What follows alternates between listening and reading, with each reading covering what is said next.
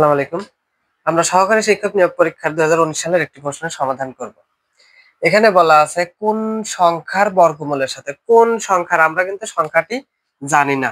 যেহেতু বর্গের ক্ষেত্রে আমরা a x যা খুশি তাই ধরতে পারি। কোন সংখ্যা যেহেতু জানি না তাই সংখ্যাটি x a ধরলাম।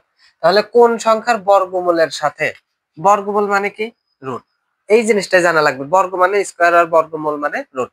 তাহলে কোন সংখ্যার বর্গমূলের সাথে এই যে মনে করলাম সংখ্যাটি a এবং বর্গমূলের সাথে 10 যোগ করলে তাহলে যোগ 10 যোগ করলে যোগফল 4 এর বর্গ হবে। তাহলে যোগফল মানে কি? সমান সমান এটা কত হবে? 4 এর বর্গ। 4 এর বর্গ কি? 4 কে স্কয়ার। অর্থাৎ কি হচ্ছে যে রুট a প্লাস 10 সমান 4 4 16 বা রুট a সমান 16 প্লাস 10 এই পাশে আসলে মাইনাস 10 বা রুট a সমান 6। এখন কোন সংখ্যাটি কত ধরছিলাম আমরা? a। রুট তো না, তাই রুট উঠাতে হলে কি করতে হবে? ডান পাশে বর্গ। রুট উঠাতে হলে ডান পাশে বর্গ। এটা যদি বর্গ করি তাহলে 6 ছক 36। তার মানে এটা অ্যান্সার।